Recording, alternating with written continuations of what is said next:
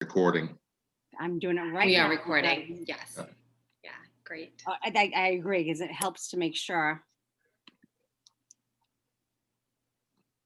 Hi, Maya.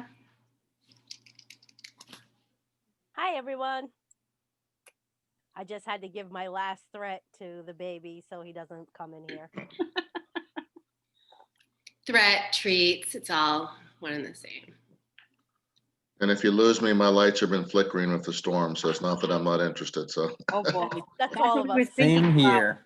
I was just telling Gina and Joe that in Ashaway, it came through. It was like this loud roar of a wind. Rain started hitting the house. A siren was off in the distance, and then it went quiet, like it's gone.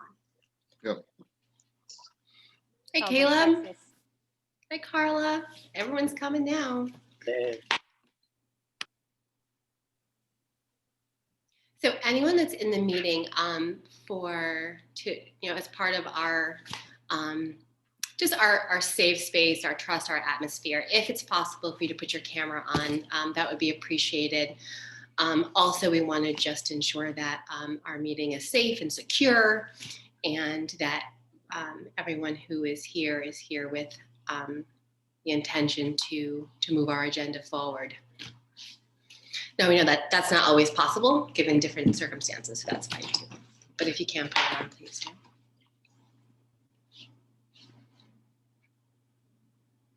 All right, Gina, it's 7 o'clock. Do we have a quorum of the anti-racist task force?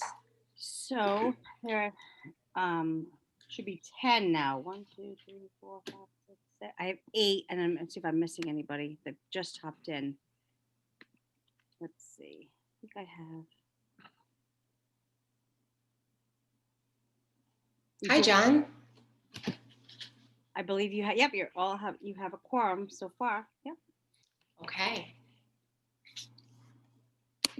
Looking at our agenda. So, hi everybody. I'm going to start with this quote from Ibram Kendi. What's the problem with being not racist? It's a claim that signifies neutrality. But there is no neutrality in the racism struggle. The opposite of racist isn't not racist, it's anti-racist. Racism is descriptive, and the only way to undo racism is to consistently identify and describe it, and then dismantle it. And so with that opening and introduction from Ibram Kendi, I call this meeting to order, our first meeting of the Charahoe Anti-Racist Task Force, and I welcome you all. I will stay neutral and not get too emotional, but I want to tell all of you that this is, I think we all recognize the significance of this particular task force at this time, and I certainly recognize that at this time, Charahoe taking a position of addressing anti-racism is showing our state and beyond that we can handle multiple crises, both the pandemic and the one that's happening in our communities at the same time. So as part of our welcome, let's do some introductions. What we'll do is if we could just have the anti-racist task force members introduce themselves. I appreciate everyone in the public that is here, but if we were in a brick and mortar, right, we'd have kind of an audience and we'd have a dais. So we're going to try to keep those same protocols in place for this Zoom meeting. Everybody's order on the screen will be different. So Gina, why don't you just either alphabetically or in order of your list, kind of identify a task force member, and then they can introduce themselves in the way that they see best. Okay, I'm gonna go with start with Joe Reddish. Okay. Good evening, everybody. My name is Joe Reddish. I've been a member of the Charahoe community or Richmond community for about 27 years, originally from California. I've actually served on the school improvement team. I've actually been the town council president, 8 out of my 10 years on town council. I'm a business person. I sit on a number of different community boards from AIDS Care Ocean State all the way down to the Wood River Health Services Board here, as well as the Community 2000 Board. So I'm very interested in our community. I've been, like I said, I've been here 27 years. I moved here from California directly, so I like it down here. So I'm very interested in seeing how we move forward. Okay, Katie Karakosian. Hi, everyone. My name is Katie Kirakosian. In the district, I'm the development officer and have been for just about 2 years. I also have my master's and PhD in anthropology from UMass Amherst. And I'm also the co-chair of the board at the Tamaquag Museum in Exeter. And Donis?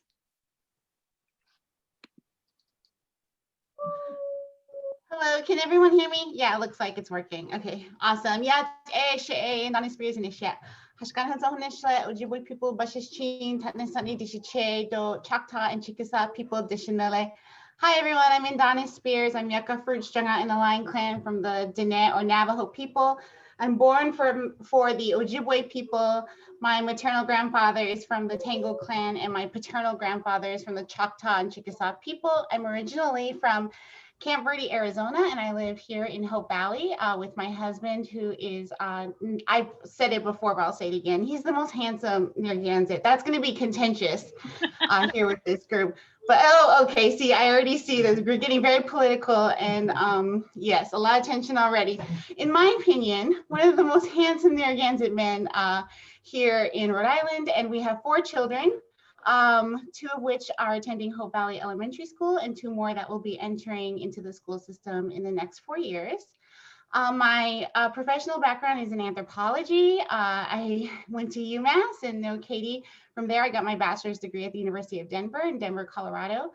And Oh, no.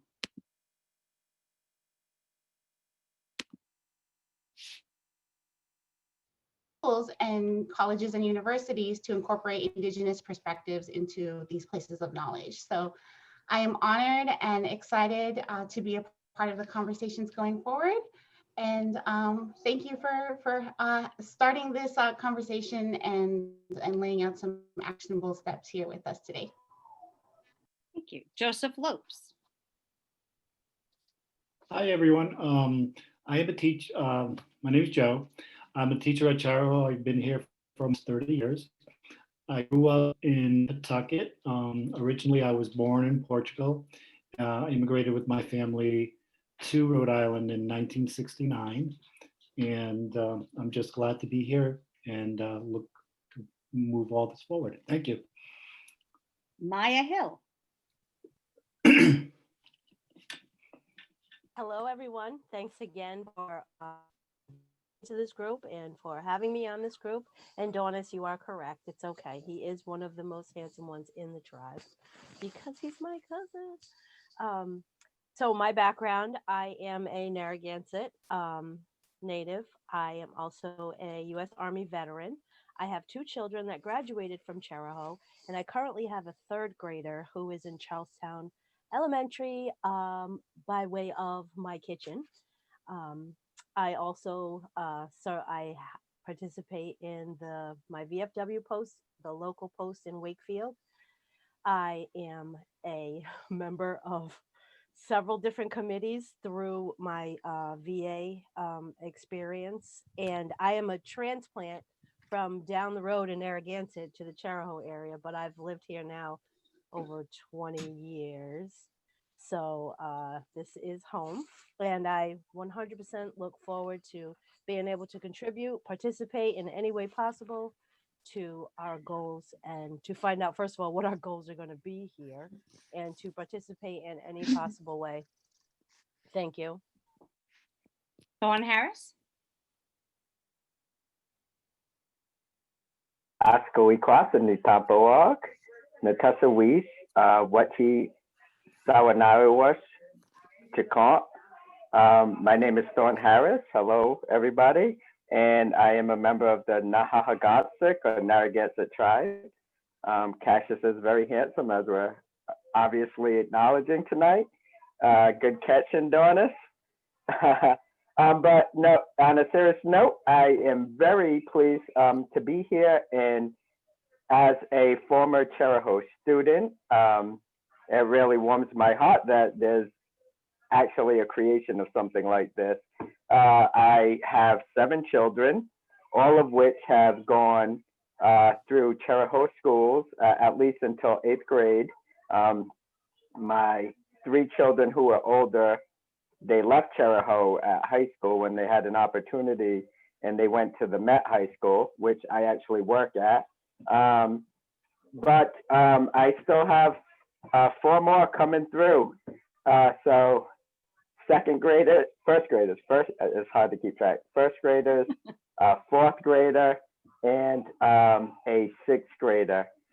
Though currently they are from home, and I just want to say that I can tell through working at home that the teachers are doing really, a lot of them are doing all they can and going above and beyond during these wild kind of circumstances that they have to deal with. And so I'm going to commend your leadership, Gina, for that. Takes a village. It's a huge group effort. Heidi Fee. Hi, everybody. So I am a teacher in Charahoe. I've been teaching 35 years at this point or something like that. I've had a lot of your kids, or currently have your kids, and I love them all. I'm a Wampanoag tribal member, and I just got certified in restorative practices or restorative justice, whatever you want to call it, and also in nonviolent communication and conflict resolution. And that all has racial undertones as well. And I'm very, very interested in seeing where this goes. So thank you. Thank you. Dan Fitzgerald. Good evening, everyone. Great to see you all, and honored to be here with you all tonight. My name's Dan Fitzgerald, born and raised in Richmond, then in high school moved all the way to Hopkinton. And I'm still here in Hopkinton, live in Hope Valley with my husband, Nick. I graduated from Charahoe in 2013. I am one of the founding members and currently the executive director of the Charahoe Youth Task Force. So I have the great privilege of working not only with community stakeholders and teachers, first responders in our community, but also with middle school, high school, and college age students in our community, all working to make Charahoe a better and more just area. So really exciting to represent their voices here. Professionally, I have a master's degree in public health, and I'm internationally certified in substance use prevention, and work as the National Senior Manager of Advocacy for the American Lung Association. So very excited to join you all here tonight. Carla LaRoche Harris. Hi, everyone. I'm Carla. I am not originally from this area. I'm originally from Cranston. I work in the public health field. I actually have my master's degree in public health. I have 3 children in the Charahoe School District, 2 in Charlestown Elementary, and 1 in the middle school. And I'm very happy to be here tonight. Dathula Matthews. Hello, everyone. I hope you have your snacks and your drinks ready because this is a 2-hour meeting. I am excited to be here. I couldn't wait for this meeting to start. If I could show you my Bitmoji, it'd be the one that says big hugs. I am born and raised in Rhode Island. I bleed Rhodey blue, go URI. I grew up in the Providence School Department system, and I'm a proud product of that system. I grew up on the south side of Providence, so I had the privilege of being around many different cultures, many different abilities, many different mindsets. And then when I went on to be a Rhody Ram, I came over to Southern Rhode Island, and I've been here since. So, and I studied business and leadership, and I've been heavily involved with South County Habitat for Humanity and almost any organization that I can be involved in because I'm just that person. I have my 3 children are in the school system right now. I have a senior, and 2 in the middle school. what don't I do? I have godchildren, nieces and nephews in the school system. I have made very close friends in this school system, but I also professionally have done this work a lot of times from the time that I was single digits, when I was helping in food pantries, when I was helping find translators, when I was helping to pass out health information. This is my wheelhouse. This is where I find comfort and joy. I'm the type of personality where I say, find a person I can't work with, not because I'm looking for that kind of challenge, but because I haven't met that person yet. So I'm happy to see the faces that are here. Hey, Miss Fee. And many others. And there's so much more to add, but there's so many other people I'd love to hear more from. Thank you. Okay, Lisa, I think that's everyone. All right, so I'll introduce a little bit about myself as well. So I'm Lisa Macaruso. For the purposes of this meeting, I am a two-term school committee member. I'm the current chair of this meeting. I'll be turning that over very shortly to one of you, and I will then take the position of school committee liaison to the Anti-Racist Task Force. And I'll be here to guide you and to make sure that your ideas and your agenda and your needs and your suggestions get back to the school committee. Beyond that, most of you know that I work at URI. I've worked for many, many years in disability services. I am a mental health first aid instructor at the university as well. My father was Senegalese and Portuguese, and the rest of me is a French-Canadian mix. And so although most people will say to me, oh, Macaruso, then you pass as Italian, I choose not to pass as Italian and live mixed as I am. The resume that we have here is outstanding. And so I think we'll just get to work, right? All right, so we do on the next item on our agenda is, oh, and see that I'm from Pawtucket, so agenda, that's how it's gonna be. So Cranston and Providence, you get me. So the item 3 is gonna be, oh, actually that's when we're gonna choose the chair. Okay, and then I had really wanted to go over the Open Meetings Act stuff first. So everybody just stay in line till we get there.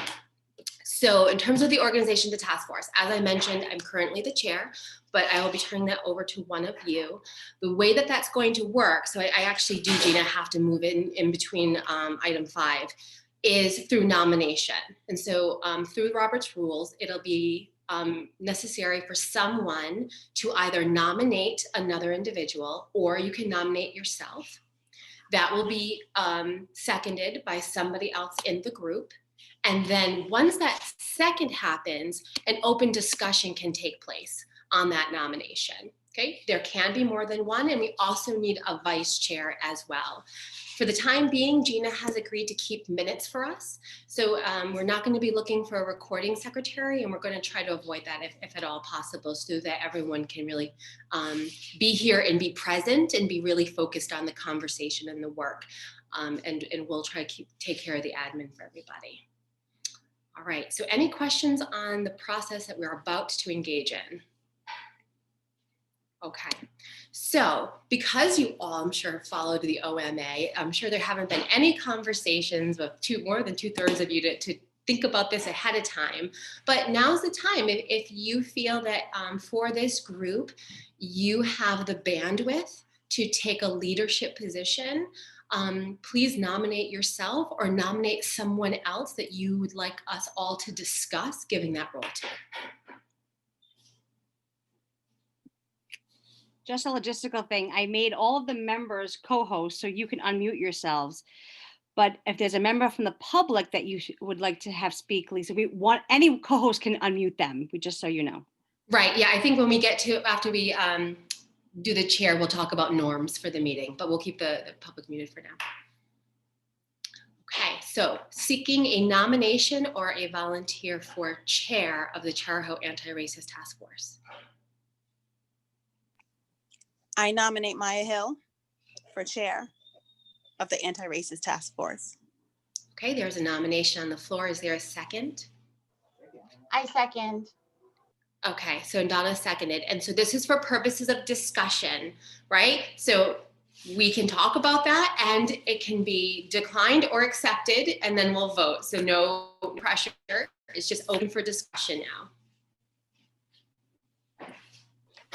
I would like to ask what the duties of the chair are going to be, just because I would like to actually give a fair response, whether or not it will, you know, conflict with the 10,000 other things that we all Sure. have going on in our life. So Yeah, I would just like to ask, you know, what would I be expected to do? yeah, Or great. what would the chair be expected?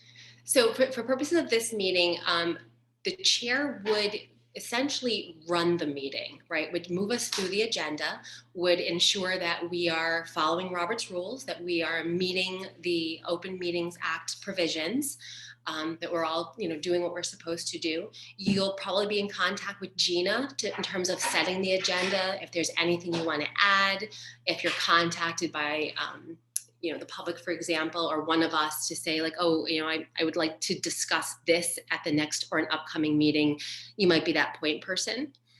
And then beyond that, it would just probably be the attendance at those meetings. The chair sometimes is able to actually influence the date as well. Of course, we're all going to work together because we all want to be here together. But as chair, right, sometimes we'll kind of start with that person and then see availability following that. So I would say mostly it's someone who really feels that they can lead the meetings, rein in, right, people, keep everybody on task. And then I would say actually one other thing might be you're most likely to be the person contacted like by Cynthia Drummond at the Westerly Sun. You're most likely going to be the person who might be asked for a statement for articles. Okay, that's not too scary. So we have a motion for Maya. We have a second. Are there any other nominations forthcoming? Self-nominations or recommendations? I feel like Maya wouldn't mind competition. Okay. I All right. welcome it. All right. Seeing none, is there any more discussion on the role of the chair or on Maya's position? Okay, then we'll move forward with the vote. All those task force members in favor of Maya Hill becoming chair of the Charahoe Anti-Racist Task Force, please say aye and raise your hand. Aye. Aye. Aye. Aye. I believe that's Aye. unanimous, Gina, but I'll call for any opposed. Anybody abstaining? Okay, congratulations, Maya. You are the chair of the Anti-Racist Task Force. Thank you. Congratulations. Okay, so I'm going to turn this meeting over to you, but I'm here. I'm your liaison. I'm here with you, and you'll want to call to see motions or recommendations for a vice chair. Okay, do we have any motions or recommendations or self-recommendations for a vice chair? Preferably somebody I will be able to call on quite frequently. I recommend Joe Reddish. I second that.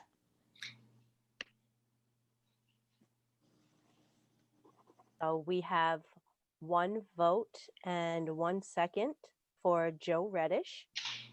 Are there any? Who seconded that? I'm sorry. I didn't- Dartula. Thank you. Okay. And so now you can just see if there's discussion. Is there any discussion? I think I would also like to nominate Dan Fitzgerald also. Do we have a second for Dan? Second. And we have a second by Indonis, Gina, for Dan.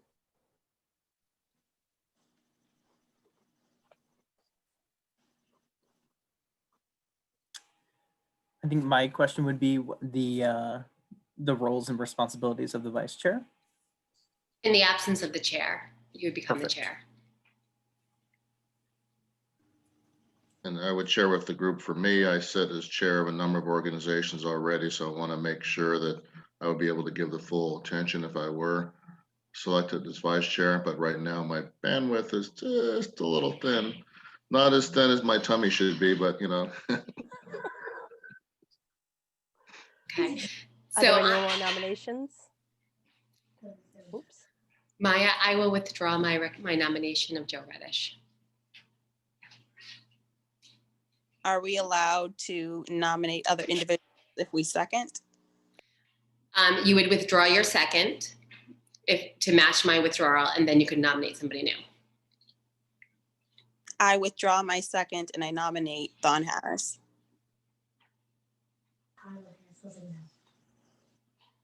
Do we have a second for Thorn Harris? Second. And we have a second by Lisa. So, while I truly appreciate that nomination, I am going to decline on the second. It has homeschooling with all these children is a whirlwind, and not saying that that's the reason, but I think that for organization, and I'm at my limit, so I am going to respectfully decline. But I would re-nominate and send that nomination back out to Ms. Matthews, if I can, that's not breaking protocol. You're fine. So can we have a second on that nomination? I second.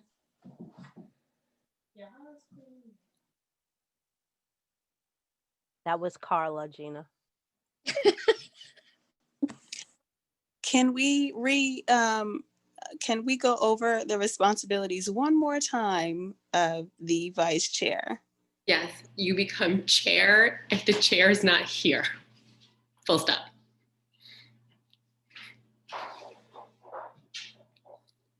What do we do here when there are two really good nominations? We have discussion. vote. Yeah.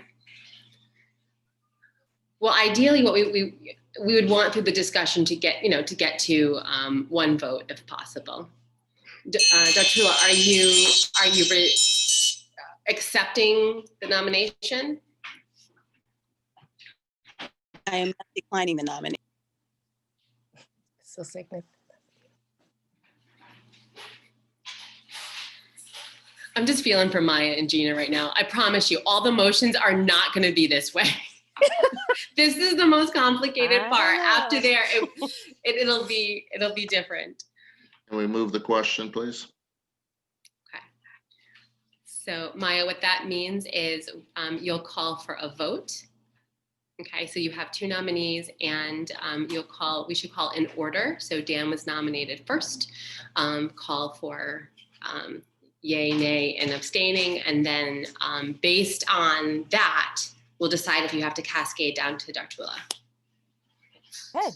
Well, can we please have a vote for Dan Fitzgerald as the vice chair of the Anti-Racist Task Force?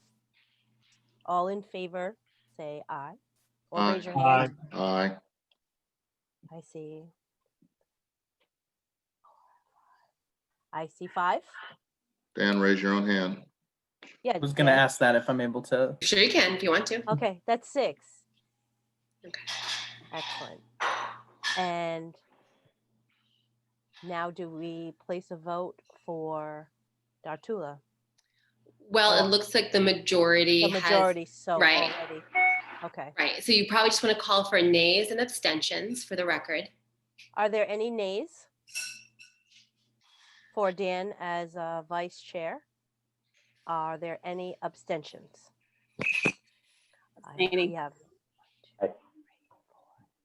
We have 4 abstentions. And I apologize, but my question is now, do I get a vote, or am I supposed to just remain neutral and count? You can vote. Okay. Just let Gina know how you voted. Okay, Gina, you can add one more for Dan. Thank you, Maya. And I had Thorn and Dartula as an abstention, but you said there was 2 more. Who did I miss? I abstained. Oh, Lisa. Lisa and Carla. Oh, Carla, thank you. Okay. All right, Maya. So we have a chair and a vice chair of the Chariho Anti-Racist Task Force. All right. Congratulations. So Maya, you can go ahead and call for item 4, and then I will help you through item 5. Okay, item 4 on the agenda is a request to change the task force name. I do remember there being discussion on this within the school board meeting. Do I ask, just like we did for the vote? I would move to change the name of the task force, one word from racist to racism, because the meanings have 2 different meanings. One is applying and saying somebody's already there. Racism is a discussion of moving forward. So someone would want a Do we have a second. second? Mhm. We have a second by Dartula. And then Maya, you can call for discussion. Now within the discussion, is that where anybody else could call for a different name, or is it just discussion on that point only? Yes, just on that particular motion. Okay. So Joe, he put the motion forward. He gave his reasoning. If anybody had questions or concerns, they'd express it now. If there are none, you would just call for the vote. Okay, so we're going to discuss changing the name of the task force to Anti-Racism Task Force. Are there any questions, Lisa? So as the school committee member that put this motion forward to create this task force, I completely support this motion. I think it makes good sense. I like the connotation, and so I would vote in favor.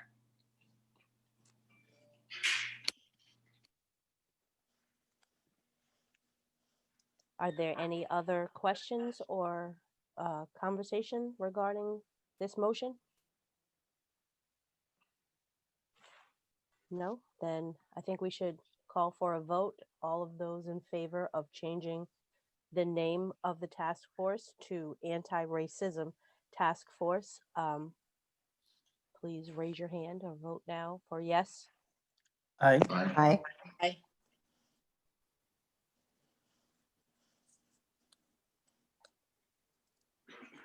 I have 11, Gina. Don't forget yourself. I counted me. I think Okay. I did. All those opposed? And are there any abstentions? I see 0 on both of those. Gina? Gina, actually, I think that you should eliminate my vote. I could give input, but it's just a 10-person vote as liaison. I could only vote for the chair because I was chair vote at the for time.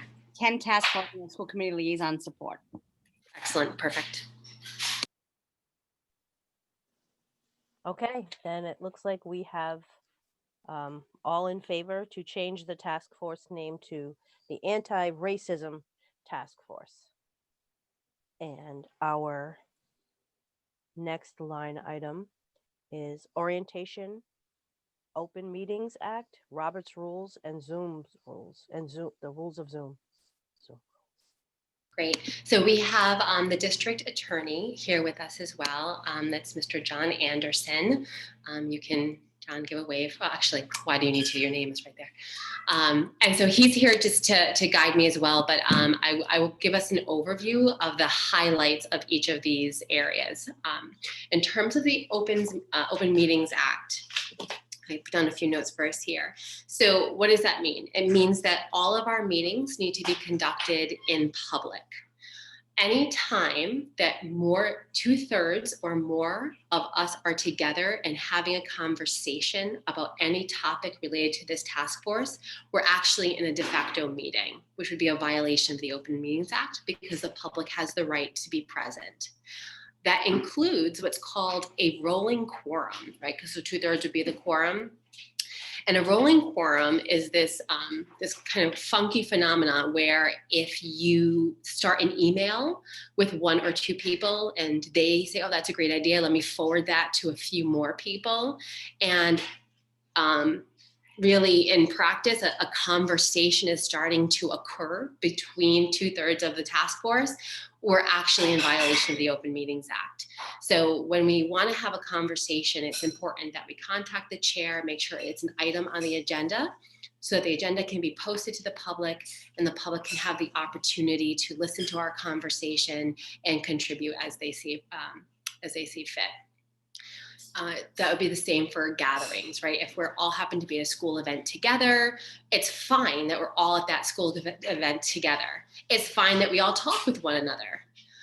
If that conversation starts to be about the task force or an anti-racism action or idea that we want to have, we are once again in a meeting that would be violating the Open Meetings Act.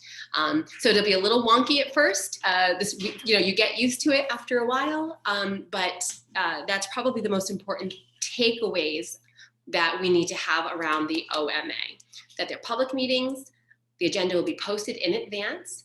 The public is welcome to come and view that agenda, view that conversation. And then anything we want to discuss has to be posted there in advance, and we can't come up with ideas and new things to talk about in that meeting. We would have to then ask for it to be at the next meeting. You'll see as part of this agenda, Gina and I were very thoughtful to keep categories as broad as possible so that we could have the most conversation possible this evening about this. You'll see later in the agenda, we have scope, right? Scope of task force. That's going to give us lots of leeway to talk about what we want to do next. So that'll be important. Maya, that'll be a little bit of what your responsibility is too. You might hear that someone might be going a little too far afield from the agenda item, and then you would just say, that's great. I think we'll have to look at that in a future item, and we need to get back to our topic. Okay. In terms of Robert's rules, we've already been practicing that a little bit. We just need to follow some order, right? And that's being recognized by the chair to speak, so we're not speaking over one another. If we want to take something actionable, right? We want to collect information. We want to make a recommendation that starts with a motion. The motion needs a second, a discussion can then take place, and then a vote. Those are the basics. Anything else beyond that, I'll be here to help. So something like, Joe said, I moved the question. All right, well, fancy pants, fine.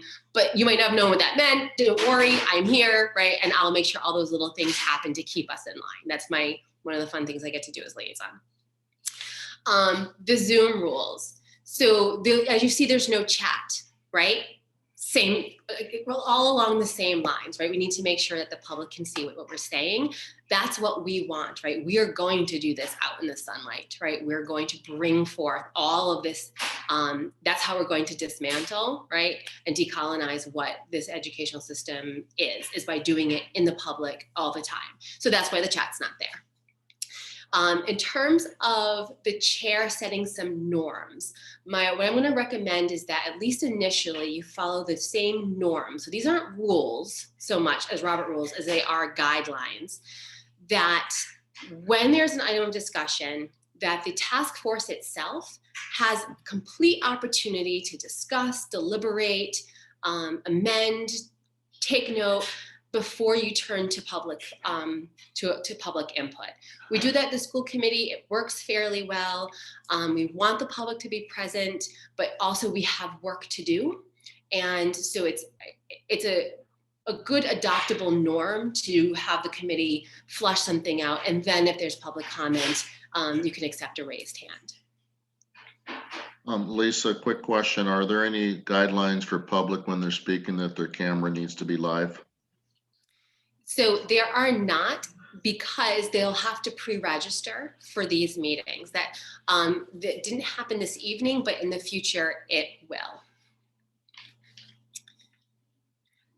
As I said in the beginning, though, it's recommended, right? Because it's about showing up, being here. So, but there's sometimes where people's circumstances are such that they need more privacy, and that's okay too.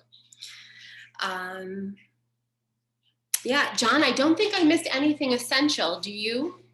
No, I think you did a great job. The one point I would say, though, it's actually not 2/3, but it's 50-50. So if more than half of you start discussing public business. And I think the key watchwords are respect for both each other and for the public. And it's also transparency. That is the public, you are a public body and the public has a right to know what you're doing. If you keep those two principles in mind, you'll do fine. Yes, thank you for that. So 6. So that there's 10 of you, so 6 people would be a meeting regardless. That's correct. Okay. All right. Any other questions on that? I don't think that John will be at every one of our meetings. So if any task force member has a technicality or technical question, this is a good time to ask. Yes, I have a question, a clarifying question.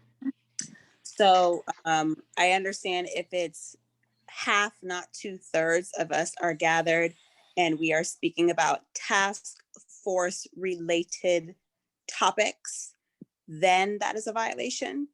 I'm only asking for clarification because the nature of our task force, and there are things that we face as families, and some of us are members of families, and as long as it's not moving something forward for the benefit of the task force, we're allowed to be human in our spaces and have those discussions with our family members. And the answer to your question is yes. The issue is talking with five or more of your colleagues on the task force about task force business. So if you wish to talk about current events, the Red Sox, the election, that's not task force business. But if on the other hand, you decide to talk about, the task force would like to do A, B, or C, and it's more than 5 of you, and you start sending around, for example, as Lisa indicated, emails to each other, that creates what's known as a rolling quorum, and that's in violation of the Open Meetings Act, because the public doesn't get, the rest of the public doesn't get to see what the 6 or more of you are doing. But as far as your families go, as far as talking amongst each other about the election, the Red Sox, none of that is covered by the Open Meetings Act. Just the public's business. Thank you. I understand. Wanted to double check. Yeah, that was a really great clarifying question. We're all here because we're impacted by racism or hegemonic practices or white supremacy in some way. So of course it's going to be in our discussion, and we should be able to talk about that with one another.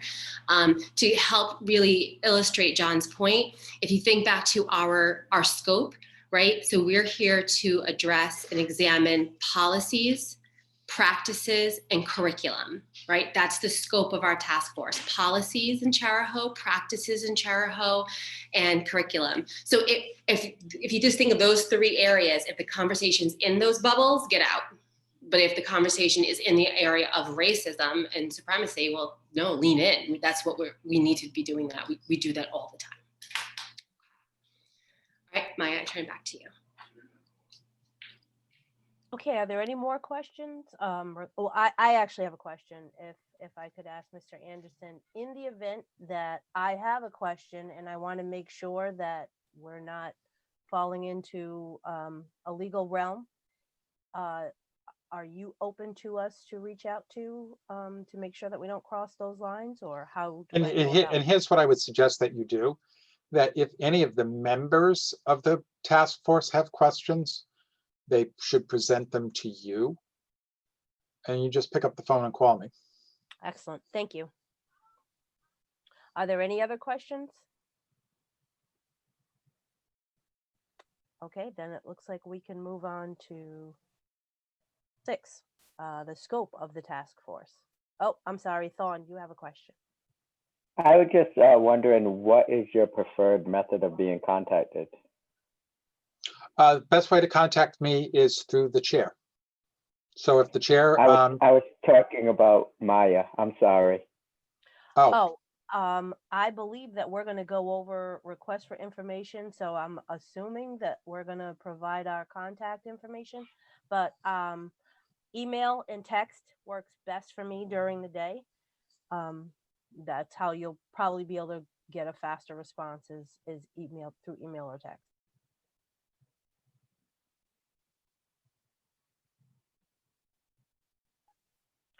And I believe I think Gina has all my contact information. I think she has my blood type and everything else.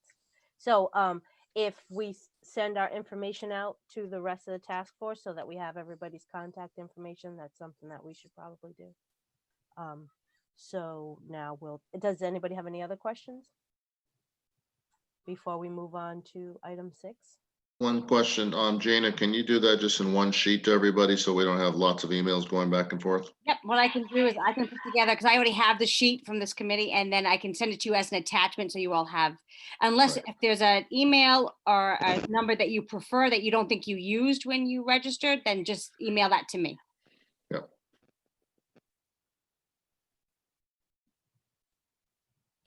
And Lisa, are you going to discuss item 6 for the scope of the task force? Sure, gladly.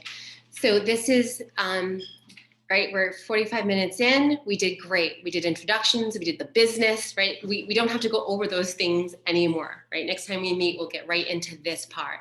So the scope of the task force, right, is our original mission, the original motion that passed the school committee.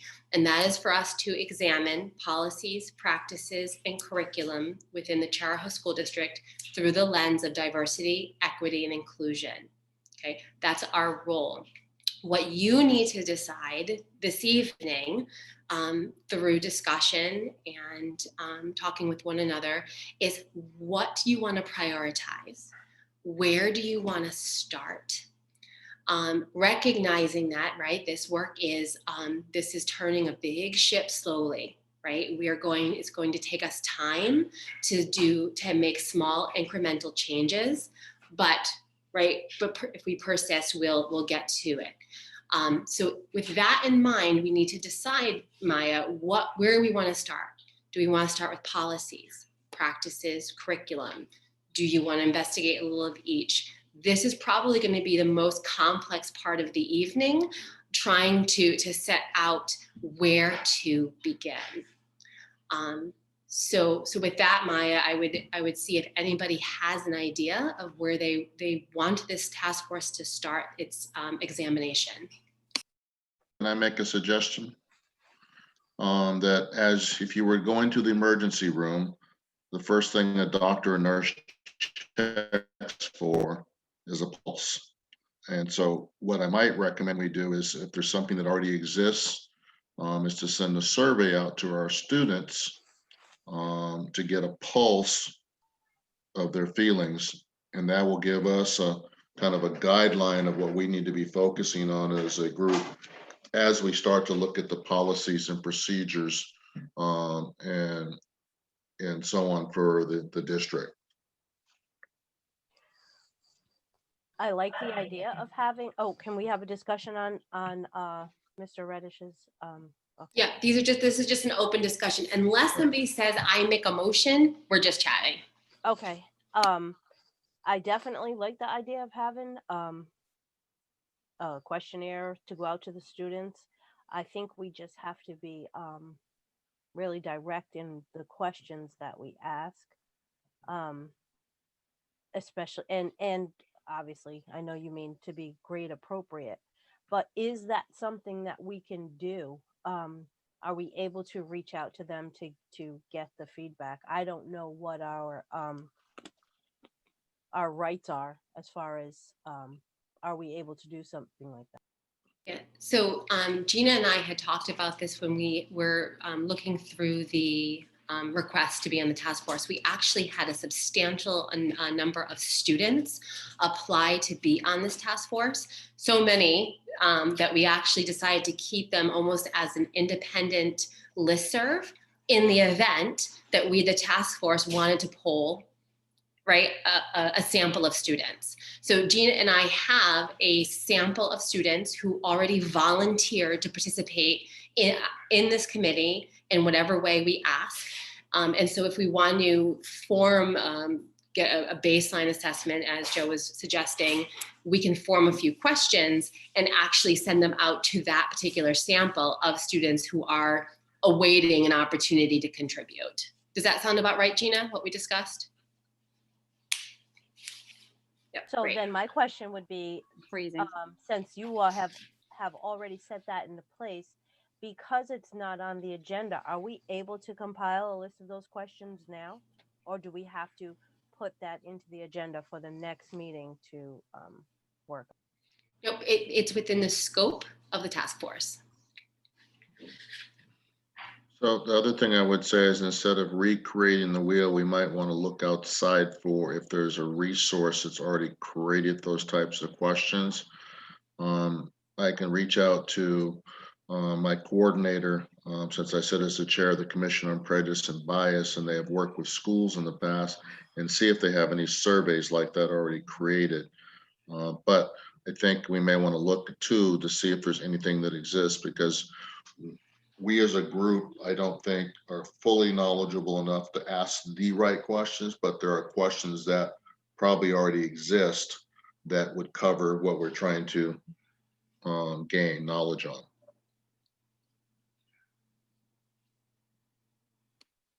Could I ask a question? Is that you, Mr. Lopes? Yes, I'd like to ask a question. When we're talking about the survey, are we envisioning sending the survey to all the students in the district or just to middle school and high school students? Joe, it would be just the students that signed up to be on the anti-racist task force. I would my personal recommendation is since we're in an electronic world, you could do it by something like SurveyMonkey, and send it out to all the students, and those who respond, but then we get a bigger sampling. Because keep in mind, the students that volunteered to be part of the task force are in one aspect, one vein of students who are engaged, but we want to make sure that we get all the students that may not be engaged or not feel empowered to say something publicly, but would say something on a survey. I would agree with that, Joe. And I have a question for clarification. Although those students volunteered, is parent permission required? Or if we were to send it out to a larger grouping that didn't volunteer? In my experience with surveying of students, I believe the district would need to do either a passive consent or an active consent. So either something that's, asks parents if they would like to have their child opt out, or something that would say they would rather them opt in. So I'm not sure if that would be the case in this situation, but any other student survey we've done, that's been the process. Would that be a question for Mr. Anderson? No, for Gina. Hi, I typically, and I know John's here as well, so he can chime in. I do believe any survey that we're doing in the mass during school time, that it's not an outside organization, which this is not, we would get consent, like Dan said, either via we're going to be giving a survey. If you choose for your child not to participate, check here. Otherwise, they'll take it. So you can do it, or you can say, we want to make sure you want your child to take this survey, and then the parent signs off with permission to get the survey. Right, John? Either one of those options would be. Sure. A lot of this will turn on exactly what questions you choose to ask. There are certain types of questions about families and family life. I'm kind of overgeneralizing that, but that you do need to get parental permission to participate. There are other questions that you don't. So it's really going to be question specific. I will say though that the practice in Charahoe is that at the end of the day, that all surveys are approved by the superintendent.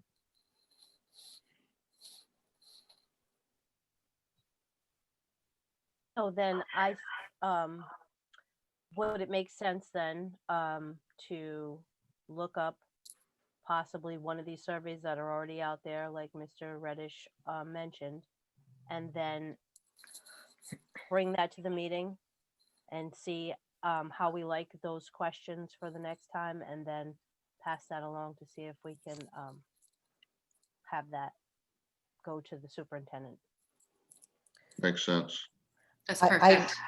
I wonder as well if some of the panorama or existing surveys might speak to some of these concerns that we have. I can't remember the questions in particular, but I believe there's some on climate. Mhm. So existing data points that we have not requested, but that already exist, possibly over numerous years. Katie, that's great. So maybe we could also have that for the next meeting if there are any items that relate to climate and specifically around racial climate within Charahoe. Yeah, if we have those items, we can just mine that data. That So would be, that'd be great. Sorry, Lisa, if I'm delaying and I'm interrupting anyone, I apologize. I'm on my phone. And I do not mean to be rude or interrupt in any way. So yes, I'm so glad that you both said that, because I think that in the realm of being student centric and information collecting, I think that doing a data collection would be really huge, especially if there's some information already out there. And one of the things that I think, even stepping backwards a little bit while also moving forward, would be looking at statistical data or opt-in data that was already provided, which looks at demographics around our communities, collective communities, because I think that looking at that factual information and using that factual information to help guide us would be huge, because it's not a perspective, it's just data, it's just facts. And looking at surveys would be huge, because as I believe many of us in our professional lives we've seen, sometimes surveys can be very leading and the questions can be leading. So if there's an evolution of several surveys over a period of time that we maybe decide we want to look at the last 10 years, last 20 years, maybe there isn't any. I think that would be good to look at. That would be data in itself. Looking in the last 20 years, there hasn't been any. In the last year, there's been one. And then looking to see what's out there, as Joe suggested, especially with organizations who are actively doing this work and have vetted these types of questions and probably have some feedback on the way information has come in. I think that would be really good. Yeah, just to jump off that, I think that's an incredible idea. So just seeing all the different information that we have available, I would also like to challenge us to, look beyond. I think student data and their perspective on school climate is essential to the success of everything we're doing. But I also think taking a look into and asking those hard questions about our district and what our policies and procedures and practices are. I'd be really interested in any of the data around suspensions or discipline, or, looking at demographic, information and looking at that. I think that's really important for us, because I think it's really easy if we're not looking at that for that to just happen. But if we're, to open that up and really look into those practices will help us really have our finger on the pulse so that we can start to change those practices. The other thing I was hoping to bring up too, I think, to Joe's point about, checking the pulse first, I feel like it may be helpful, even just as we have biweekly meetings with students and a lot of our conversations all summer long have been around the language we use in definitions we're working off of. So even something, as simple as racism, I think the name change is already really helpful in that. But I do think that many of us may be operating off of a slightly different definition of what racism means. So even just looking at that, not just as a simple act, but also as a full system. So I think just looking at some of those specific parts of what we're doing, making sure that we're all kind of operating off of that same ideas, I feel like will be really helpful and important to our success. I will say as well that having participated, for those who may be familiar with the XQ initiative for the grant that we received and now the second phase of the grant, there may be some quantitative and qualitative data that was part of that process that would be useful here. I know we had an outside, I believe it was directed by RIDE, did what they called an equity audit. It was on a number of factors based on, our students with IEPs and such, but there may be some data within that experience that I have as well, and the high school team has as well, which would be very high school focused, but might be of use to this group. The other thing, which is probably going to be a sensitive topic for all three communities, is somehow we need to check the pulse of community. And because as the old saying goes, is the seed that's planted is the seed that grows above. And so we need to also get a feeling of what's in our community, and just what the feelings are, because we can address the students as much as possible, but if the fertilizer that's going in is not good fertilizer, then the plant that grows out of the top is not going to be that caring, accepting plant. So then, and I say this from the standpoint of the commission, we're looking at this also is, we use the law enforcement as a balance, that people don't like law enforcement. Well, what is it they don't like and what isn't it? We need to educate to see this is where we are today. Are there deep-rooted challenges still, or are there just people haven't had the experience of? And so that's I think we need to look at kind of both sides if we're really going to be holistic about this process with the school district and the students. I wonder in that vein if there might be the opportunity to work with law enforcement in terms of any data mining that may be possible there. I'm assuming that they have to, Freedom of Information Act, document hate crimes, or I don't know how they categorize everything. But also I'm thinking of maybe a useful activity related to the Charahoe Times and the Westerly Sun and the Providence Journal. Some issues of larger concern might have also been covered in that nature, and you could see it historically. Yeah, and that data does exist, and so I do have access to those resources. My Zoom call just before this was a discussion of a follow-up seminar that was done last year called Creating Safer Communities, which was bringing law enforcement and marginalized communities together in a discussion. So they were discussing how did the training went here, but how do we feel we did over the last year and making changes. So, and that's taught by a former FBI specialist. So. I love everything that I'm hearing. I absolutely agree with the both of you. I think that, as many of us have grown up in this community in whatever capacity or perspective we've had the privilege of living in the community, I think it's important that we also look deeply into the history today as we're looking at that. What is the history of our communities? Not just demographically, but what has our area represented? I think that, that would be really evident. That's public information. Who's really held town council? Who's really been running it?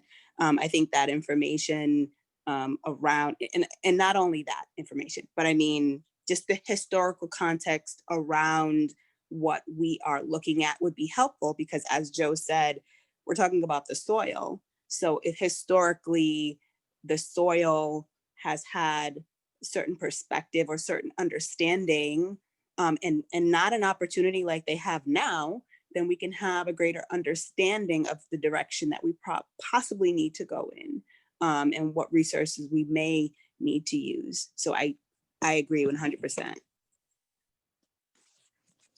Thorn, do you have a question? Look at me like a nice little student raising my hand in the Zoom. Thank you for calling me. I guess we're right now, if I'm correct, the charge given us is we need to figure out which one we want to pick first, policy, practice, or curriculum to kind of look into. That's correct?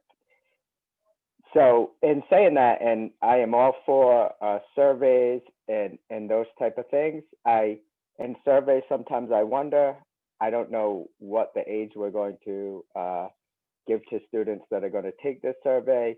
But sometimes when you're talking about younger children, there's even a lack of awareness in a survey of forms of racism, oppression that are because it's taught and it's been this way for so long, some people might not even recognize issues to be able to communicate that on a survey.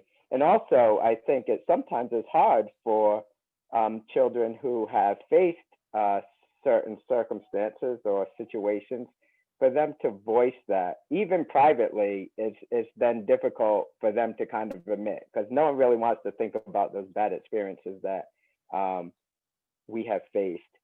Not saying don't do a survey, I'm not saying that at all, but I am just wondering if, because it's a lot of work and all of the work that we do, no matter where we start, I think is with good intentions and is good work.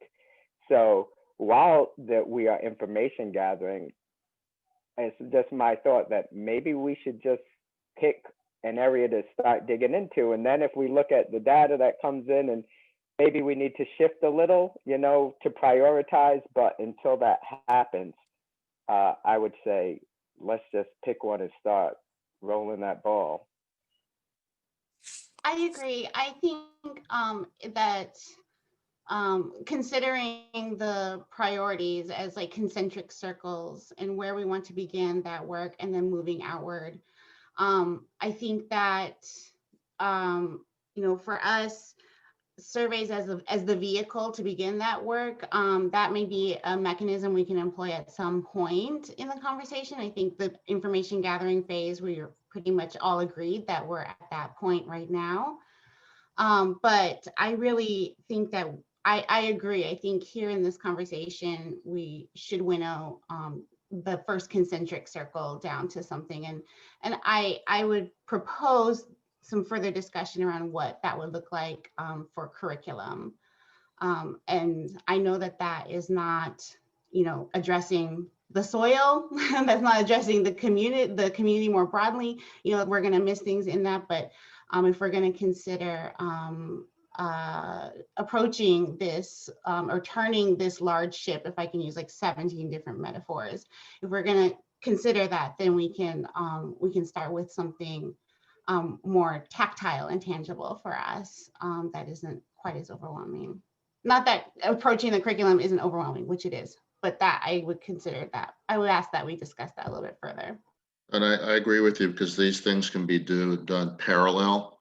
So, and we're in a position that we don't want to be doing things synchronously. We want to get as many things going down the tube at the same time. So as we are crossing, we'll have information coming to us at all points. It's almost like making a good soup. And that's what we're going to be doing. Carla, you had your hand up as well.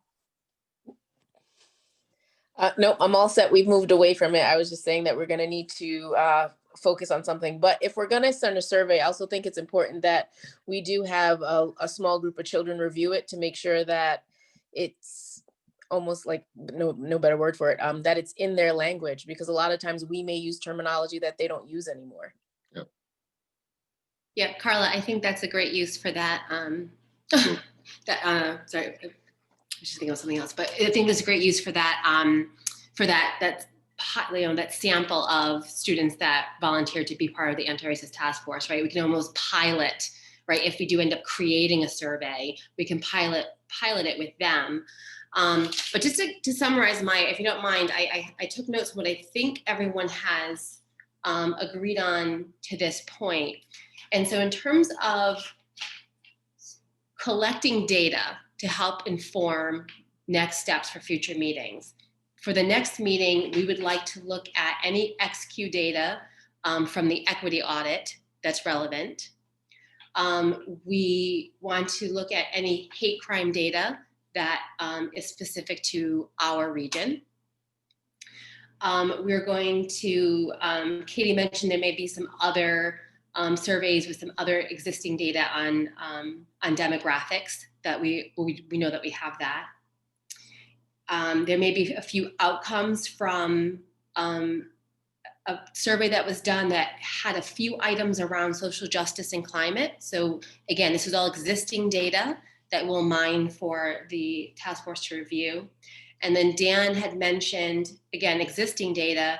The task force would like to see the demographics and frequency of suspensions and discipline. So those are the notes I have so far, and which is really kind of like a little preview to what we're requesting later on. And then what I'm hearing us say is, in addition to that, so we're going to have some background work going. And then Thonda and Donis were saying, okay, and now let's choose something to move forward on or to examine a little bit more closely. And I believe in Donis, you were thinking curriculum. Okay. Yes. All right. Okay. That was just a summary, everybody. I also know that the Department of Health does a youth risk behavior survey, and I believe in that they also capture race, ethnicity, and then, like how many times you've gotten in trouble in school. So that might be something to look in. It may or may not have what we're looking for, but will probably have a lot of information. So would this, oh, go ahead, Dawn. Dawn, go ahead. I was just, as we was gathering that information, I was looking through. Also, could we look at the data of students in the RISE program?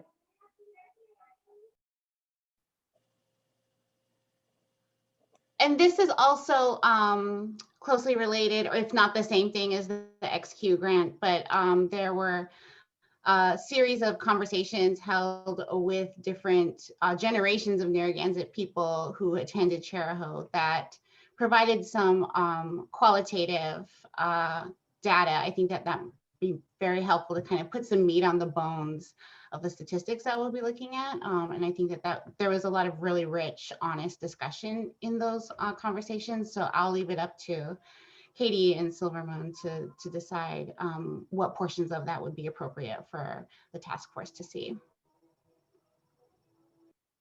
Gina, could you tell the task force what the procedure would be for making changes to the curriculum? Because I know there's an existing committee that we would need to dovetail with. So if you could go over that procedure a little bit, it might help everyone to narrow in where they want, what they want to investigate first. And so remember, everyone, we don't have to be ready to propose a change today. We just need to know what area of the curriculum we want to further examine so that the superintendent can then pull the information that we need to put in a packet for us for a future conversation. Sure. The curriculum, all of the curriculum is on a cycle. So for example, we just, the school committee just approved the music curriculum review and the guidance curriculum review as two examples. But I had the opportunity to review that over the summer before they went to school committee with just all lens. One, regarding thinking through their equity work, diversity work, the cultural competency pieces. But in essence, a good thing that's happening right now is that we are just embarking on our ELA curriculum review. The state of Rhode Island in the new state regulations has mandated that all districts select curriculum resources that are from ELA and mathematics that by 2023 that are vetted through what they call ed reports. So right now the district is embarking on the ELA route, and then we will do mathematics, but again, both have to be completed for the 2023 school year. And with that, there's a team of teachers, educators, led by Jane Daly, our assistant superintendent. And I believe there's parents. I can get all the logistics stuff for the next time so people can see that there's a policy in place that does that. And basically what they do is they review the curriculum as its whole.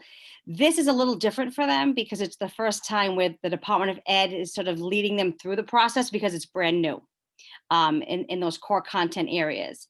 However, I think what you'll notice is a lot of work has gone into, even at the Department of Ed side, around really thinking about cultural competency, between cultural proficiencies, as well as the equity lens, the context of the kinds of texts we're asking our students to read.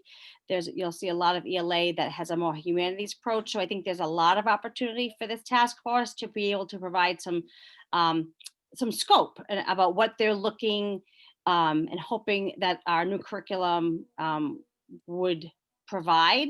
As an example, like we did when I did this last year, we noticed that there were definitely some that had much more cultural context for a variety of cultures, as opposed to some that were not as robust. And I think that's where we can think about what are we hoping to see in the ELA curriculum pre-K through 12 that provides that scope of work. So there's not necessarily the rule is you can't select a resource that's not on the ed reports. That's really the only thing you can't do.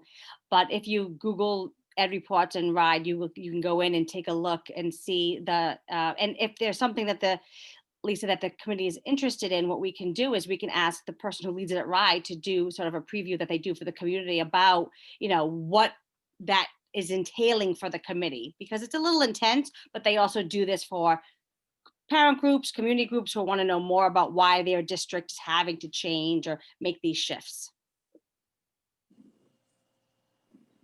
Okay, so for those that don't work in education every day, let's say that the task force wants specific literature to be included in the ELA curriculum, right? Could they influence that, and how would they influence that? It would be, for example, let's say that you knew that, let's say the teachers were dwindling down their choices about the resources that they felt would best meet the needs of the curriculum, right? Because the curriculum is different than the curriculum resource.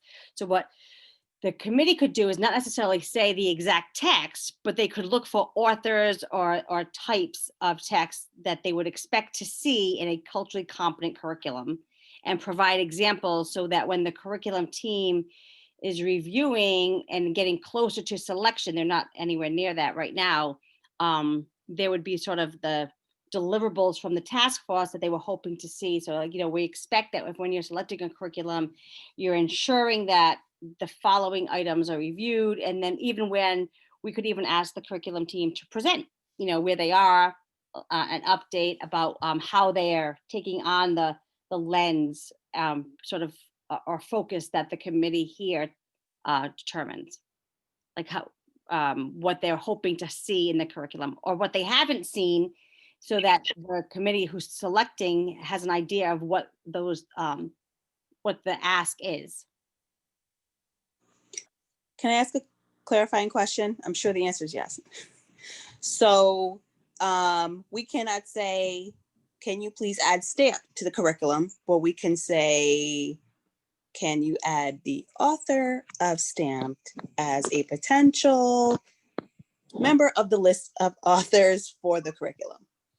Well, and actually, I think it's maybe yes to both in a way, like not necessarily that it's I think the goal of the Department of Ed is to do more of that choice. So you allow the opportunity, less of everyone has to read X book, but more of here is the framework, here's the strategy, the skills, the standard that we're teaching, and here are the authors you can access.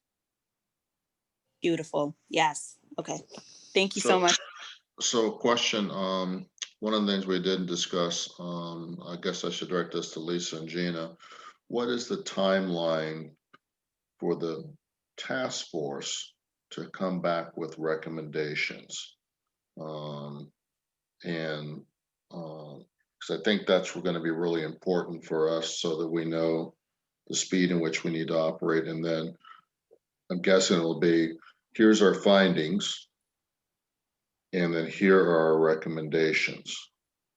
But I think we need to probably have, even if it's not going to be the set finish line, but just a goal line that we need to be shooting for, I think, as a task force also, as we start to look at stuff. And I'll just use the example, the state has the Law Enforcement Bill of Rights task force. Well, they're tasked with giving a report to the state by February. So what is our timeline? Yeah, I think it's a good question. Ooh, was that me? No. So certainly, I think this academic year, right, should be our initial time frame. Because remember, we took on looking at 3 major pillars of the Charahoe Regional School District, right? Policies are one piece. We could talk about hiring policies. I mean, there's so much there. Practices is this, even broader area, which really gets at the attitudes, the beliefs, the behaviors that are happening, the invisible, the in-between, right? And then there's the curriculum, which runs on its own cycle. So my vision was that we would have this academic school year to examine all of those. We can make suggestions to the school committee at any time that we feel we've come to some type of conclusion on any individual policy, right? Or something more broadly, like Gina was talking in terms of curriculum. I would say by May or June, that Maya and I and Dan would put together a report, right, to submit to the school committee. The minutes will always be available to everybody each month. And then at that point, folks, we would either then choose to disband, that our work is complete, or in the last task force that I ran was to examine how to address the inequity at Rise. And that task force then made the recommendation to the school committee that a subcommittee be formed, right? A permanent committee of the school district. So at the end, we can go either way. We can say, oh, there's a lot to do and we're the ones to do it. We recommend that you kind of re-sanction us as a subcommittee, which then has no end date. Or we may feel like that was the work. The work is complete for this time, and we would then part ways. So, academic year. I had a question. I don't know who's talking. My first question is, Gina, do you know when our social studies curriculum's up for review? Offhand, I was going to look that up, but I do. Well, I think the cycle, I know this year it's ELA, and then I know it's math because of, and I do then think it's science. So I don't think it's for 4 years. However, there are opportunities to be able to think about the ELA curriculum like a humanities curriculum instead of separate from, depending on how the curriculum team talks through that work. okay. And then the next thing I was wondering, regarding these pillars that you discussed, would it make sense to, just for the sake of driving this a little bit, and I don't know if this is sensible given the small number of people, but break into 3 smaller committees, each committee having a discussion around what could be the goals, objectives of for each of these pillars. Because I think that all of them are important. And while I appreciate the idea of focusing on curriculum, part of the curriculum focus is going to involve the whole process of curriculum, which is rather arduous and long, having served on many curriculum committees. So I'm wondering if that is a possibility to look at all 3 pillars through different lenses and have some smaller discussions around that and then come back with thoughts. Is that a possibility, Lisa, or no? Absolutely. You would make a motion to the chair, discuss it, and create essentially subcommittees.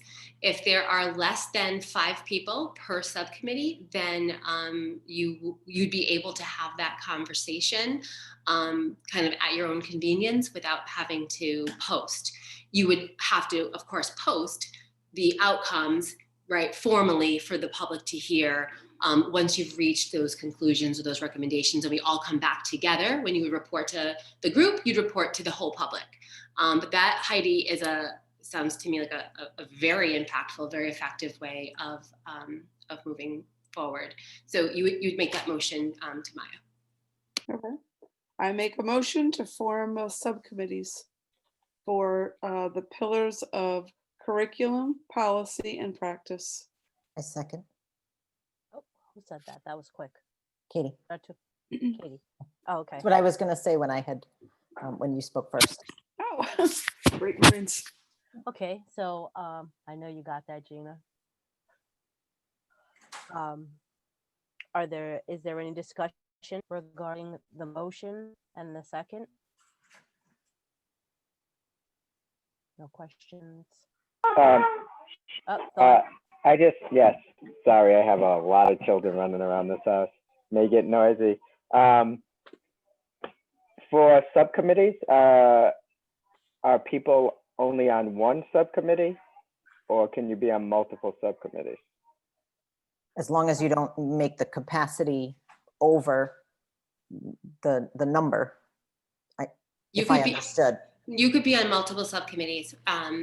Absolutely. If it's 5 people or more, we would just have to post it, and that's fine. That's the work. So if 5 people are all into the same topic, then we would just, before you meet, you just have to post it to the public, and so that if somebody wanted to come and join the Zoom, that they could. And if everybody wants to be part of everything, then the motion's mute, and we'll just do it together. So it's really up to all of you. Are there any more questions on that motion? Then I think we should take a vote on forming subcommittees. Are we going to do this individual subcommittees for policies, practices, and curriculum, or as a whole, we're voting on to have subcommittees? If I were the chair, Maya, I would get everybody's, I would sort everybody out as well. So it could be one cohesive vote, and then you don't have to have multiple votes. That makes sense. Okay, so we're going to pretend that was on the side, and we're going to take a vote on forming a subcommittee for policies, practices, and curriculum. All of those in favor, please raise your hand so I could actually count you.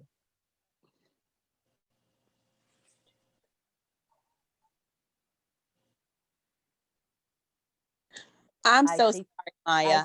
I'm misunderstanding.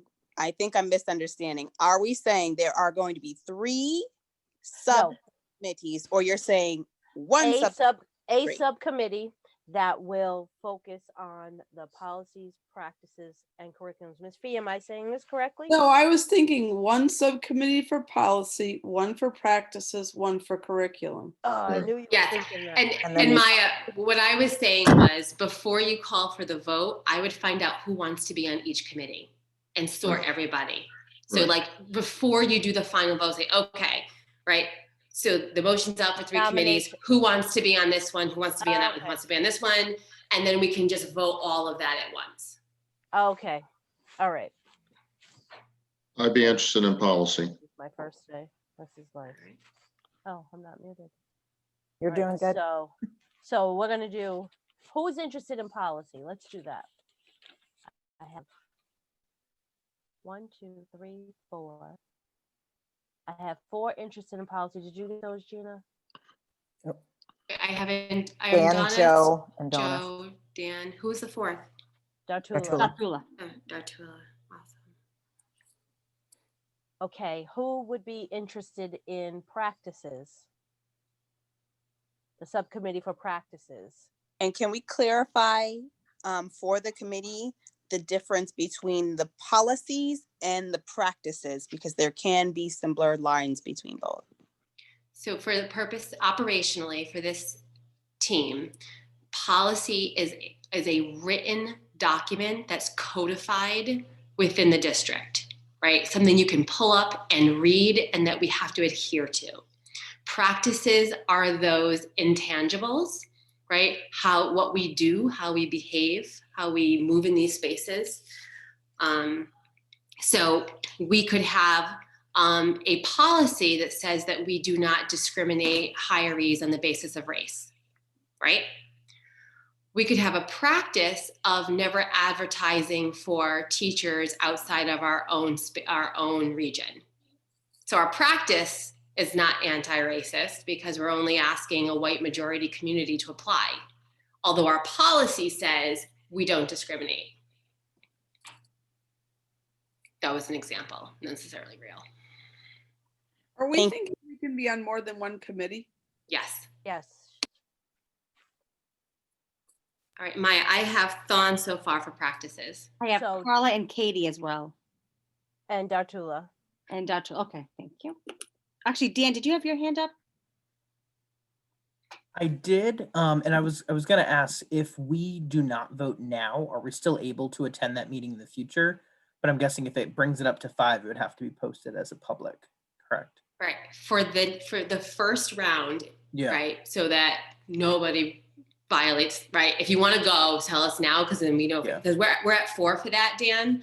So if you want to be there, wonderful. We would just need to post it. If you decide to show and we didn't post it, then I think it takes Donna like 2 or 3 days to post. So Yeah. 72 hours. Dan, if you want to, I will take back my vote because I know that both committees are going to have to work collaboratively, so you can join. Sure. No, that would be wonderful. I would love to be on that. Thank you. So I subbed Dartula and for Dan for practices. Yes, got it. And who would like to join the subcommittee for curriculum? I see Joe Lopes, Mrs. Fee, and Donis. I see 3. And Carla. I see Carla. Yeah. too. Oops, sorry. What's this? Raise your hand.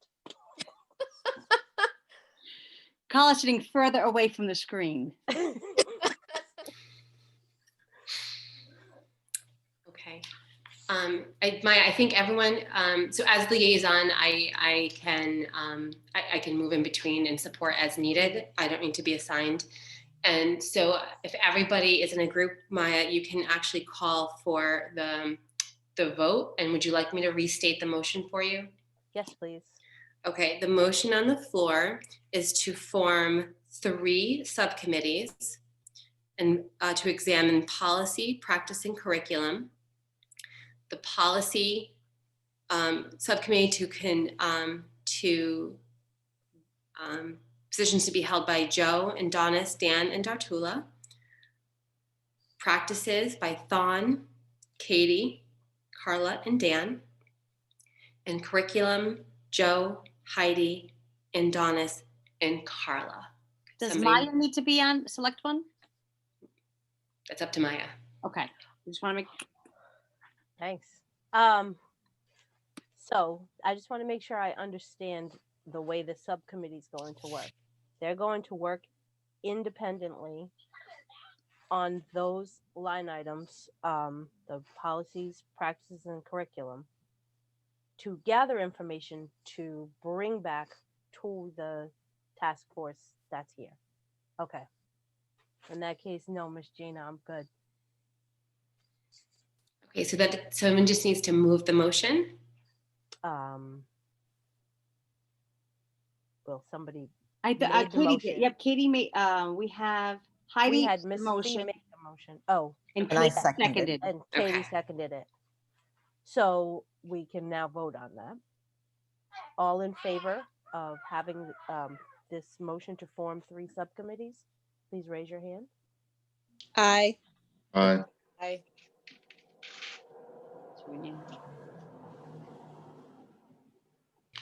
So it looks like 9. Any noes?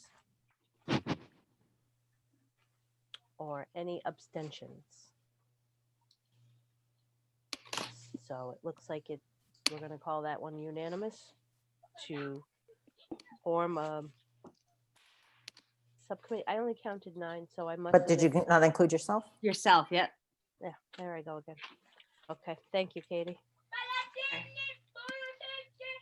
Chair, That's my as your liaison / fairy godmother, I'm going to suggest that we move on to the next item because you have created a good deal of work for yourselves already. So I suggest that you pause your scope for a minute. And if you move on to requests for items, then we can solidify the data that you're requesting, because that'll come to you in a packet before the next meeting. So you'll have all that data to review to be ready to discuss next steps, right, at that meeting. So you have all of that you'll be reading. And then you may, as part of this next item, allow each of those subcommittees to ask for any information that they think they might need from the district in order to start the conversation. And also they might not. They might just decide to meet, have a conversation, right, and brainstorm together where to begin. But I don't know that you should take on any more in your scope this evening. I appreciate that. I was going to ask that I was still back on the surveys. If we, I first want to know, how often do we meet as a task force? Or is that up to us? It is up to you. Okay.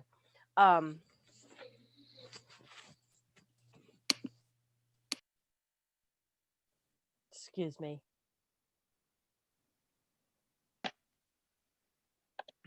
So is that going to what you just outlined for us all? Does that fall under line item 7 for the request for information? Or you say, okay. So then, what did you say that I should do? I apologize. You did it. You moved it. Just call the next number so nobody adds any more work to your plate. I'm just watching out for all of you. You have a lot. You're taking on a lot already. So the next steps is what I should be moving on to, is what we're saying. Well done, Chair. Okay. So I feel is, do I say what I think the next steps are? I think I have a good idea of what they are. Oh no, we're actually at request for information, Maya. Oh, okay. Right, request for information and documents. So Gina, we had kind of summarized the data, right, that the anti-racism task force is looking for.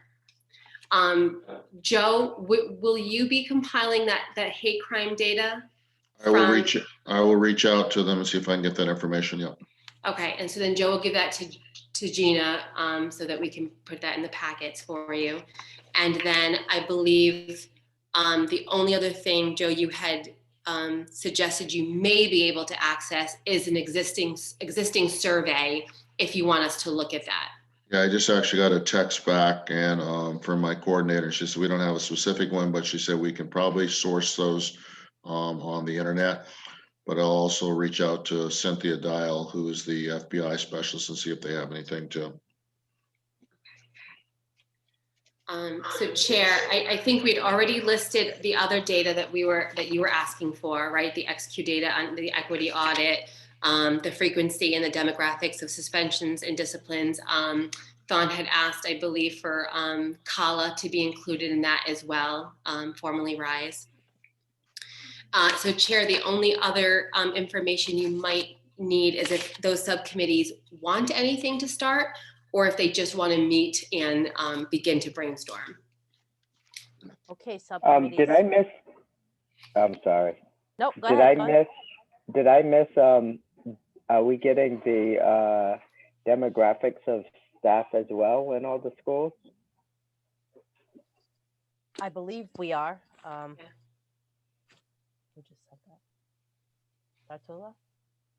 Yeah, I was wondering that as well, and not just the schools, but the community itself as well. So who is going to go ahead and take on that responsibility? So the superintendent and myself, we will collect the data for you, other than what Joe has volunteered to take on. Okay. We might also, for each of our subcommittee titles, policy, practice, and curriculum, just get an outline of what exists. Not necessarily all the information, but just get an outline, and then that would give us a guide to what we should be looking for. So for policies, for example, anything related to how students treat each other, how we have, hiring and things like that. Yeah, so I do believe, Joe, that all of that is on the website. And so to be, just to be mindful of the superintendent's work and the clerk's work, that I believe like all of our curriculum is on our website, all of our policies are on our website. So I think it's on each individual subcommittee to go ahead and investigate that either independently or as a group. I wanted to make Donna work some, Gina. You can tell her I said that. You should. I have a clarifying question. So policies are literally just under the area that are policies on the website, but like student handbooks, where do those fall? Or, I the know myriad our, of things. I asked this question when I got there, Katie. There are handbooks built into under the student policies. Because I believe there's things embedded in those handbooks, but I will double check. It's called like I know like the behavior code is in there, but there's other things inside of that. But I will ask the schools to, I know they have them on their websites, but like Lisa said, everything is linked. But if not, I'll loop back with the task force. Like, I'm very intrigued and excited by the concept of like practices, the ephemeral nature of it, but I was just trying to figure out the borders.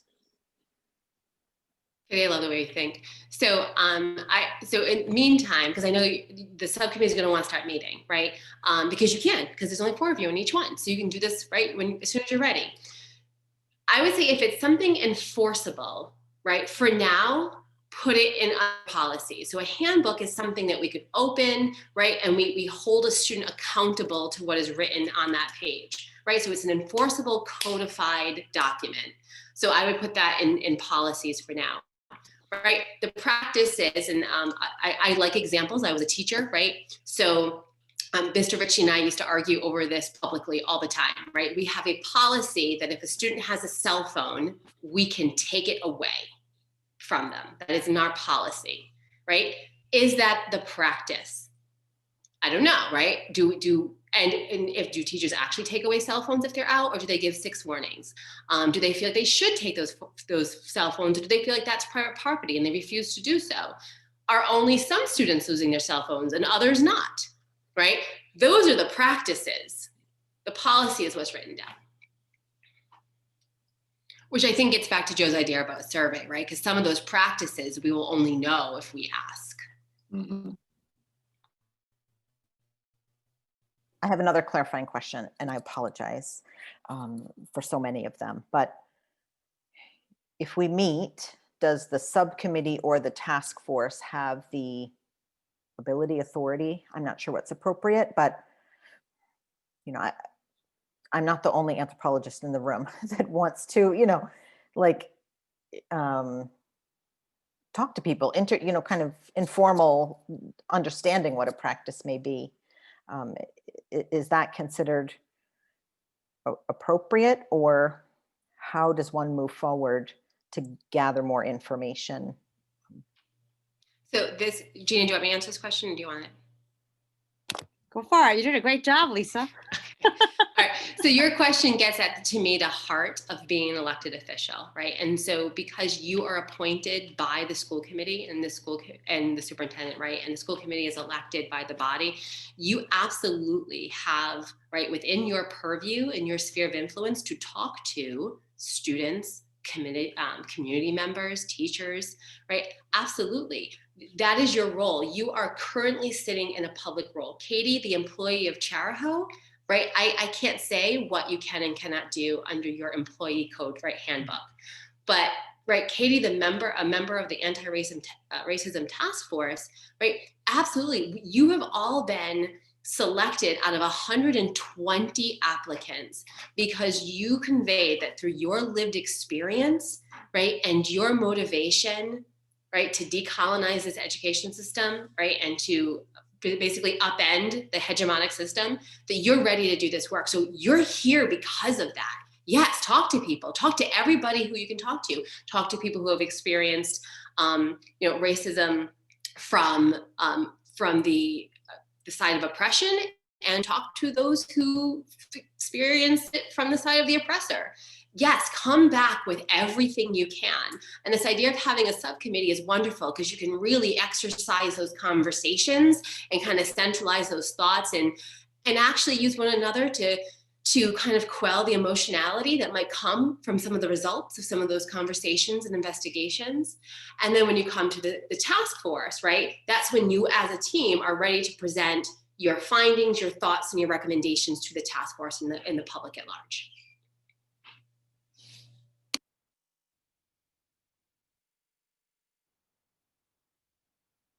I'm so fired up. That was me. That was me. Like, chill.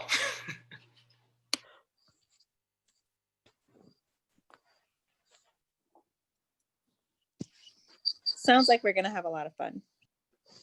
And just to clarify, so I am taking the minutes and they will get posted. They'll always be posted on our school committee, school district website, as well as the Secretary of State, because like Lisa said, it's an official open meeting.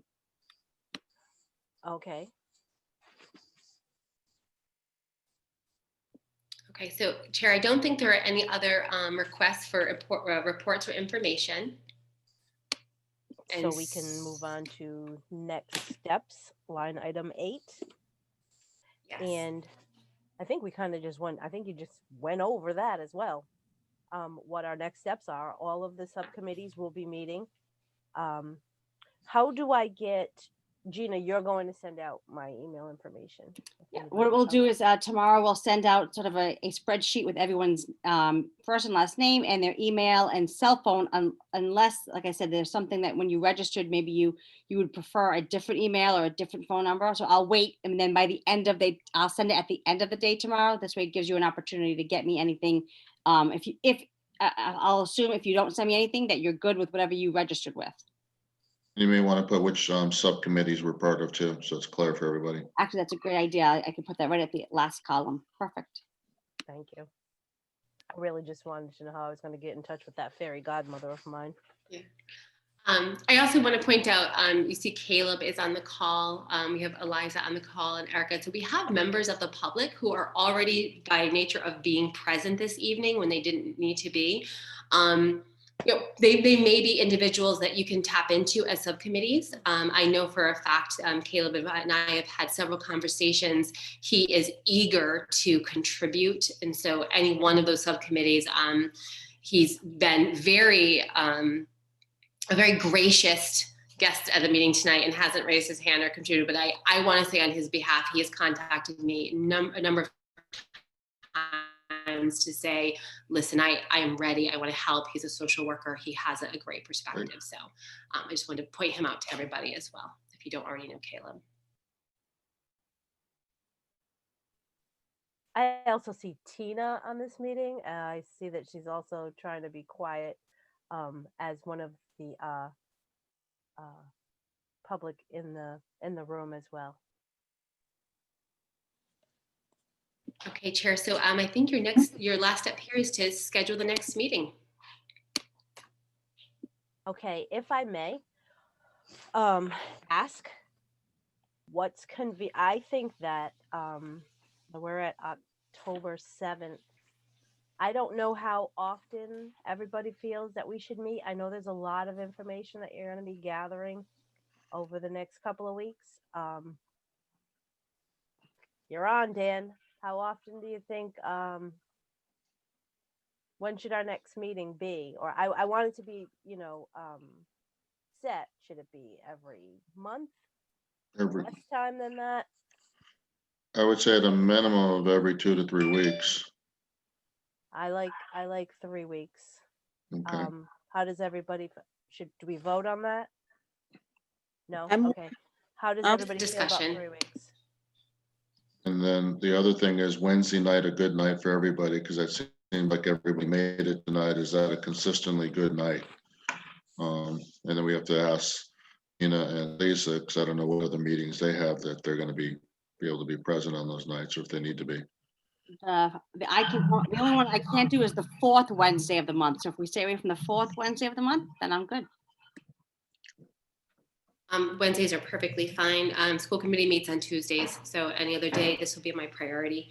And we met the first Wednesday of the month. So 3 weeks would put us at the 4th, Gina, but if we went with the first Wednesday to at least begin, we'd meet on November 4th. Does Wednesday, I saw one head shake. I think it was you, Dartula. Does Wednesday not work for you? Wednesday does.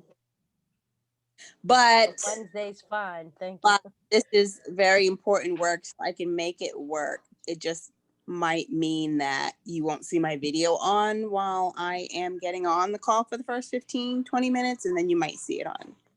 As long as that is okay, because I understand we're creating the norm of transparency, and I do not want to violate that norm as we're building this autonomy of trust and stepping up and stepping back and all voices being heard.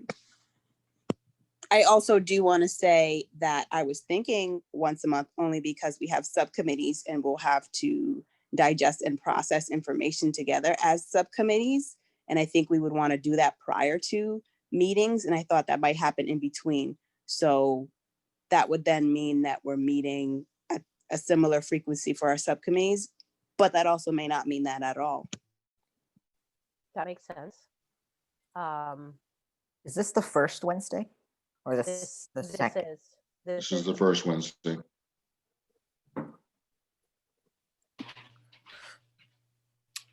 So Okay. then we're looking at, so Wednesday appears to be good for everybody else. Does anybody have Miss Katie?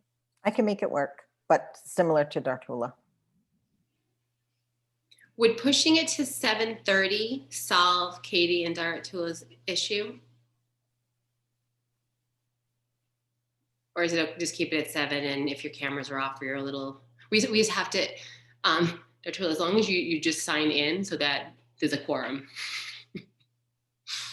Yeah. How about you, Katie? I like, I do not Either- want to be snacking on the video. Either way is fine, but I know we have educators here who are up much earlier than I. I I'm tend to up be at a night owl. 5. Just over notes, the second Wednesday in November is Veterans Day, and that interests anybody. So, I don't know if we're planning on that Wednesday, but No, we're just talking about November 4th, and I think we should observe Veterans Day as Veterans Yeah, Day I was and thinking. honor our veterans. And so the November 4th is the day after the election, and to be quite honest, I would really, really like to see all of you the day after the election, and I think it will give us really, really clear direction in any way. But I've already taken that day out of work as a personal day. What time are cocktails? I'm sorry. slash medical / mental health day. So anyway, so that is November 4th. So it's the first Wednesday, 7 to 9.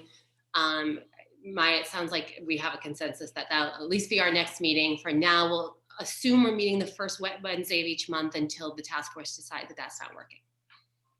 That sounds good. The first Wednesday of every month.